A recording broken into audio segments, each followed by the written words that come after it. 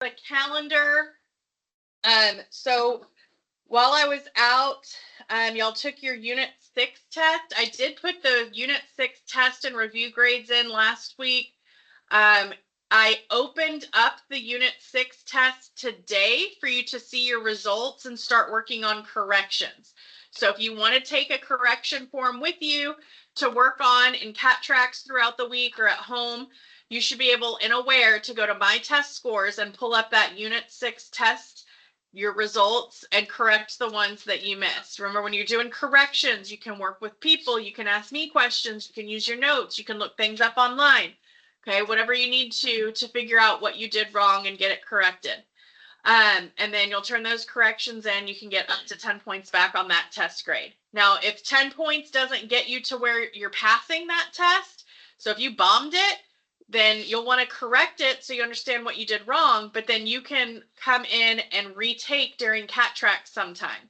Remember, you can log into RTI today. It's Monday, so you can still pick my Cat Tracks for this week if you haven't already been drafted elsewhere. Then y'all had a day each this week and last week, or the past 2 weeks, for to work on your Texas College Bridge or your ALEX SAT prep, whichever one that you were needing to do. Texas College Bridge, if you're not done with it, if you are, you were working in the ALEX on the SAT assignment. Then that week that I was out of town, I created the videos for those first 3 lessons. And so those lessons videos are still here if you need to go back and rewatch or watch if you never did. But then I got sick and had the flu last week. So these lessons were not pre-recorded. I did not have videos of those lessons. Miss McPherson went through those lessons and taught them to you. She went through the notes with you instead. So you should still have the notes completed, but there is no video of them. So if you missed those lessons, I'm going to post the notes key, but there's no link to a video. So you won't be able to go rewatch the lesson, but you can at least look at the completed notes for those 3 from last week. Okay, and then Friday you had a mixed practice over the unit so far on cubes and cube roots. Today we have our last set of notes for Unit 7. We're going to do a mixed practice day tomorrow. Then we have a review day, and then your test is Thursday. The review has been open and Aware since last Tuesday. So it's been open for almost a week now. Some of y'all have asked me to reopen it. You know, you can see your results, then you mark which ones you missed. I'll reopen it as many times as you want. But some of y'all haven't even touched that review. So don't forget to get started on that review. The notes today are not going to take very long, and I'm not giving you a new Delta math today. When I finish the notes, you're just going to be working on finishing any incomplete Delta maths or working on your review and Aware. Ariel, were you about to ask me a question? Yeah. Well, it doesn't have nothing to do. What I did with the test in math, it shows up as 0. It was 116. It shows up as missing. Okay, the last time I updated the grades was I want to say last Wednesday, and it was up just through the test. So if it was all the Delta maths for this unit, none of the Delta maths for Unit 7 are in Skyward yet. Well, it's not. Okay, well, I'll go back. I did update late grades, one of those, I think it was Tuesday or Wednesday last week, but I'll update them again. So if you did it since then, I'll go get it updated. Okay. I just looked at. Okay. Any questions about the calendar for this week? Our test is Thursday.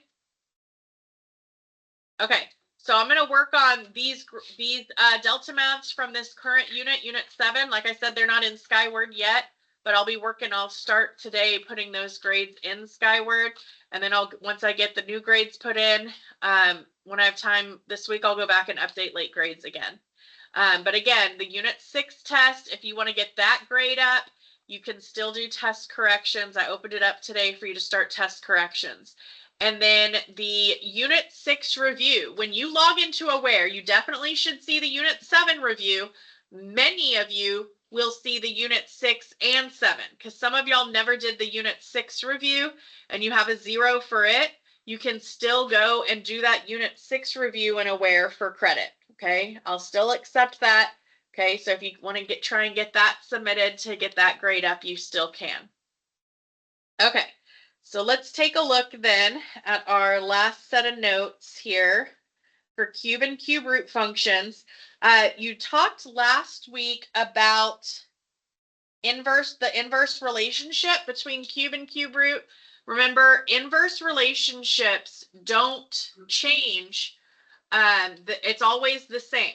Okay, inverse means to switch the x and y, and then you solve for y to get the inverse equation.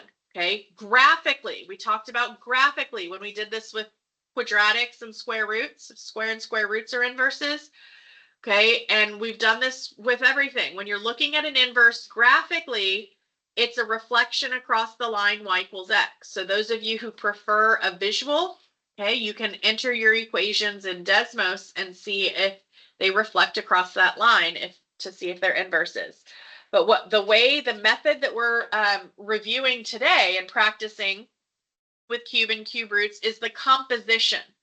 Okay, so this rule, we talked about this rule in the previous unit. We said if you make a composition function of the functions, f of g of x or g of f of x, it doesn't matter which direction, either one should simplify down to just x if they are inverses. Okay, so they are inverses if and only if that's true. Okay, so the process is, okay, we're going to substitute in one function into the other and simplify and see if we get x. So I will try here, color code this for us.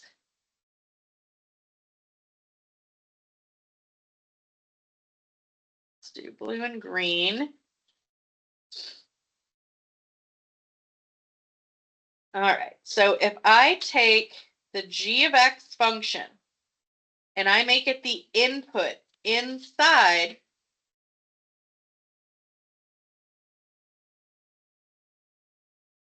the f of x function, okay, here's what that's going to look like. So the f function is 10 minus, but then instead of x cubed, I'm going to substitute in this entire g function into the x spot. I'm inputting it. So instead of x cubed here in these parentheses, I'm going to have the cube root of 10 minus x. So this is f of g of x. Now in reverse, okay, it works both ways. G is the input or f is the input. So if I have g as the outer function and I input the f of x function, see what that would look like. So my outer function would be the cube root of 10 minus, and then instead of x, it's going to be the f of x function. I'm taking the entire f of x function and substituting it in there just for x. So that would be then 10 minus x cubed plugged in here. So here's the two setups, okay, that show you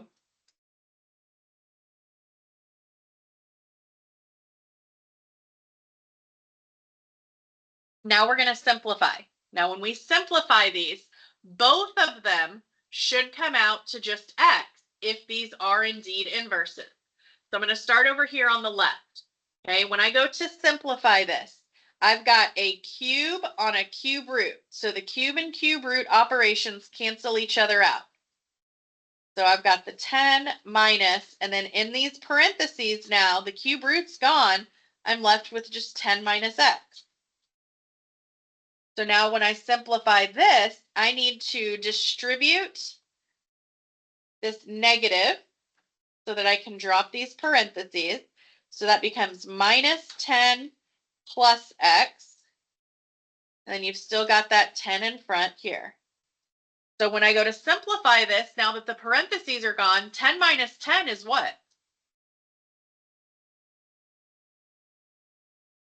I know y'all know it. I believe in you. 10 minus 10. There we go. 0.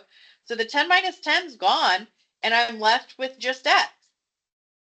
That's what this rule said I should be left with. It should come out to x. See, when I do f of g of x, I get just x. So that's good. Now I should also get that when I do g of f of x. It should work this way as well. So let's double check. I have got inside this radical, I've got some simplifying I can do. Okay, so I'm going to start by trying to get rid of these parentheses. So I'm going to drop the parentheses by distributing that negative. So that's going to be minus 10 plus x cubed. And then you've still got the 10 in front here, and that is all still under the cube root. Now I've got underneath there the 10 minus 10. We said that's going to come out to 0. So I've got the cube root of just x cubed. And then the cube root and the cube are opposite operations, so those eliminate and you're left with just x. So that one also checks out. When I do g of f of x, I got this x here. It's simplified down to just x. So both of those check out. They both simplify down to just x. That means that yes, these two functions are inverses.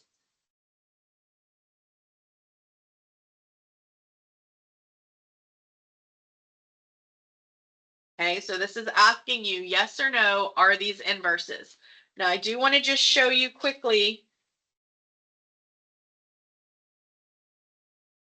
what I was mentioning with Desmos. Those of you who are more visual learners, we said the line y equals x.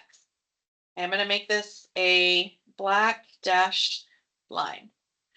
Okay, if I put my two functions in here and they reflect across this line, that's how I can see visually that they're inverses. Okay, so the first function was 10 minus x cubed. 10 minus x cubed. And the second function was, remember the cube root, you've got to go to functions all the way down here and get that nth root, and it'll let you type in that cube root. So the cube root of 10 minus x.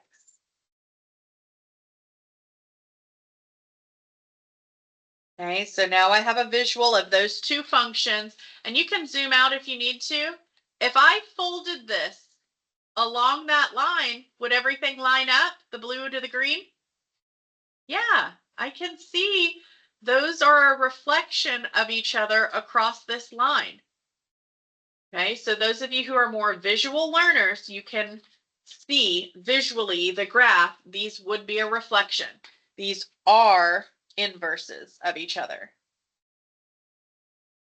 Okay, let's flip it to the back. Okay, so we've got here f and g function again. So if I do g of x as the input into the f function, so the f is the outer function, so that's the cube root of 5, then something plus 8. Okay, so I'm substituting in for that x, this entire function. It's all getting plugged in right here. So that's going to be x cubed plus 8 over 5. Now, when I go to simplify this, I've got a 5 being multiplied and a 5 being divided here. Okay, so I've got this fraction that's over 5 being multiplied by 5. Well, divided by 5 and times 5, those are opposite operations. Those 5s are going to reduce. That's just a 1. So I get rid of that, and I've just got the numerator, which was x cubed plus 8, and then I've got this plus 8, and it's all under the cube root.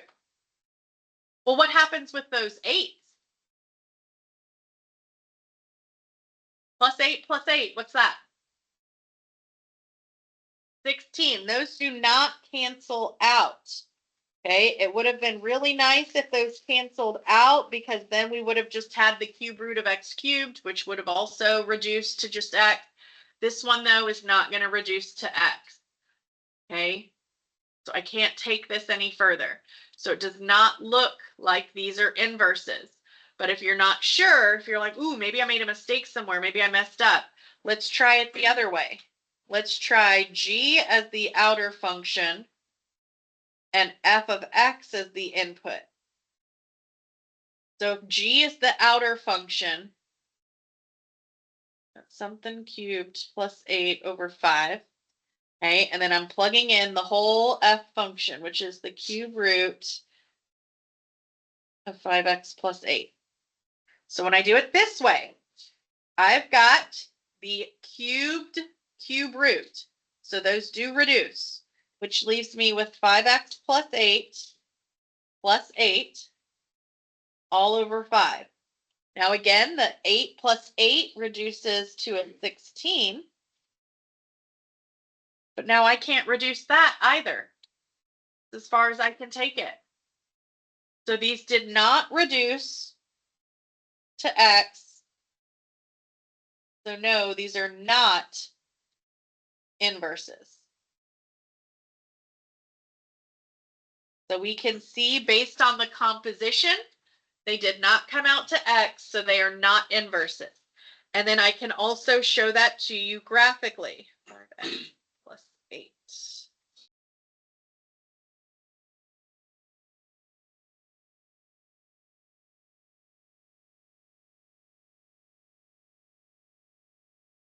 Okay, so one of them was the cube root of 5x plus 8.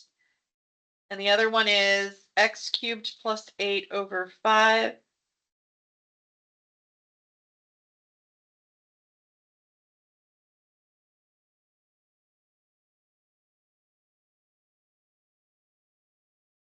So I can zoom out or zoom in, however you want to look at it. You see, these don't even intersect on that line y equals x, do they? These are not reflections of each other. Okay, if I folded over this line, these two, the green and the blue, would not align.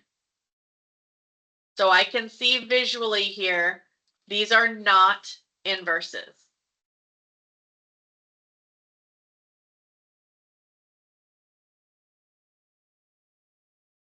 Feel okay about those? So those are not inverses. So last but not least, let's check this last set, example 3, and see if these are inverses.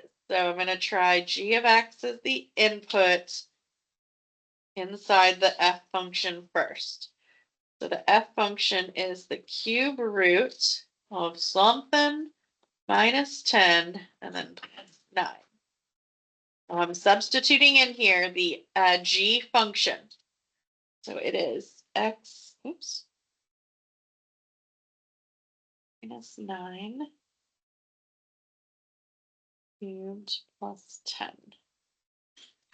Okay, so I've plugged the g function into the f function. So when I go to simplify here, well, first of all, I have to work inside out. So looking inside this green parentheses, there's nothing to do. Work my way out to the blue parentheses, there's nothing to do. Now I can drop the blue parentheses, okay, because I can't combine those. There's nothing to do. So I'm going to drop those parentheses, which is just going to give me x minus 9 cubed plus 10 minus 10. All under the cube root, and then the plus 9 is on the outside still. So what happens on the inside now with the 10 minus 10?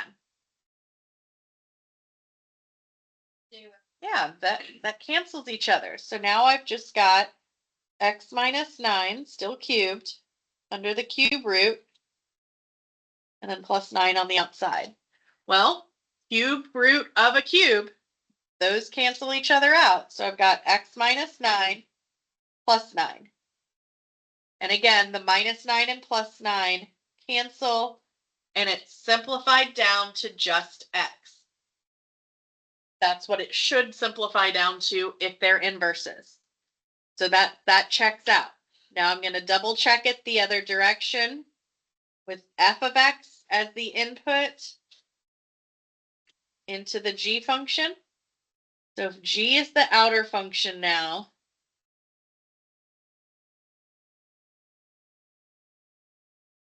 plugging in for x here, the cube root x minus 10.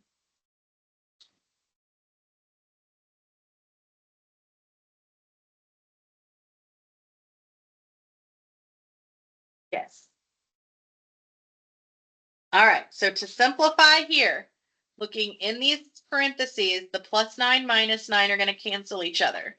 So I'm going to have the cube root of x minus 10 raised to the third power. So cubing the cube root, again, is opposite operation. So that's going to leave me with x minus 10 plus 10. And again, those 10s will cancel, leaving me with just the x. So whichever way you check it, okay, check it both ways. They both simplify down to just x.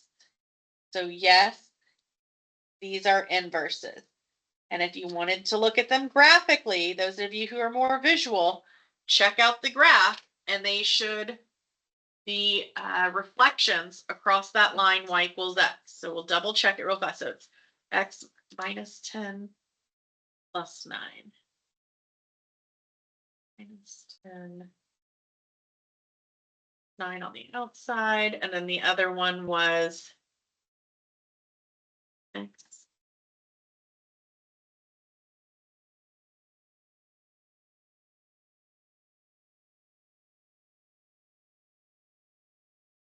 Whoa, that is a lot.